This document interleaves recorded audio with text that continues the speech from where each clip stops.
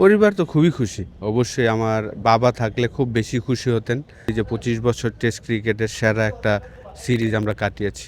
১ম এ আয়ারল্যান্ড সিরিজের জন্য আপনাকে ব্যাটিং কোচের দায়িত্ব দেওয়া হয়েছে। এখন আরও বাড়তি সুযোগ পেয়েছেন বা আরও লং টাইমের জন্য।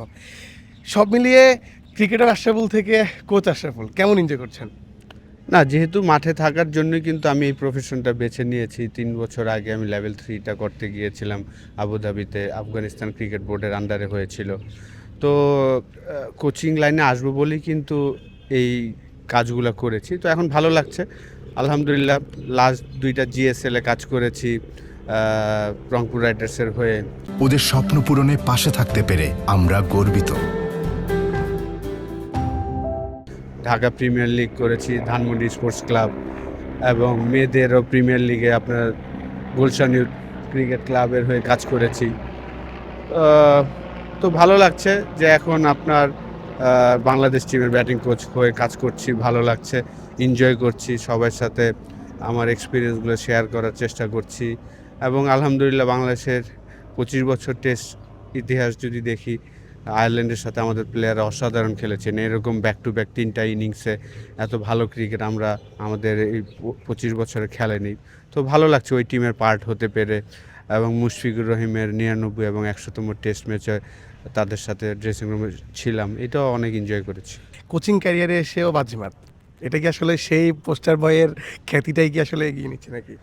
না, পুরাপুরি ভাগ্য। আমি বলব যে আল্লাহর রহমতে আমার যে ভক্ত আছে দেশে এবং দেশের বাইরে সবাই আমার জন্য দোয়া করেছে যেন, যেহেতু আমি খেলছি না কিন্তু আমি কোচিং লাইনে এসেছি যেন আমি ভালো করতে পারি, টিম ভালো করতে পারে। তো ডেফিনিটলি প্লেয়াররা করেছেন, ভাগ্য লাগে। আমি মনে করি যে ক্রিকেটটা পুরো একটা ভাগ্যের খেলা। আপনি চেষ্টা করবেন, পরিশ্রম করবেন কিন্তু ভাগ্য আপনাকে সহায় না হলে কিছুই করতে পারবেন না। তো আমার যারা ভক্ত, আমার জন্য যারা দোয়া করেছেন, ওই উসিলায় হয়তো আমাদের টিমও, আমি যদি বলি যে ২৫ বছর টেস্ট ক্রিকেটের সেরা একটা সিরিজ আমরা কাটিয়েছি। ভাইয়া যদি বলি যে আসলে ন্যাশনাল টিমের যে আপনি অনেকের সাথে খেলেছেন তাদেরকে কোচিং করাচ্ছেন। সব মিলিয়ে আসলে কেমিস্ট্রিটা কেমন জমতেছে আসলে? খুবই ভালো। আসলে যেহেতু এই স্মৃতি বা আপনাদের কেমন এক্সপেক্ট করছে এবার কি বলতে? যেহেতু এই ড্রেসিং রুমটা আমি ১৩ বছর ছিলাম অ্যাজ এ প্লেয়ার হিসাবে, বাংলাদেশের হয়ে নেতৃত্ব দিয়েছি ৩টা ফরম্যাটে ২ বছর। তো আবার ১২ বছর বাইরে ছিলাম, আবার এসেছি। সবাই ভালো মতন আমাকে আর কি ওয়েলকাম করেছে। প্রত্যেকটা মানুষ, আমি বলব যে বয় থেকে শুরু করে কোচিং স্টাফ বলেন, প্লেয়ার সবাই, যেহেতু মুশফিক আমার সামনেই তার টেস্ট ডেবিউ হয়েছিল। তো ওভারঅল এবং মমিনুলেরও টেস্ট ক্যাপটা আমি পরিয়েছিলাম গলে। তো ওভারঅল আমি বলবো যে প্রত্যেকটা প্লেয়ার বলেন, কোচিং স্টাফ সবাই আমাকে প্রচুর আর কি হেল্প করেছেন।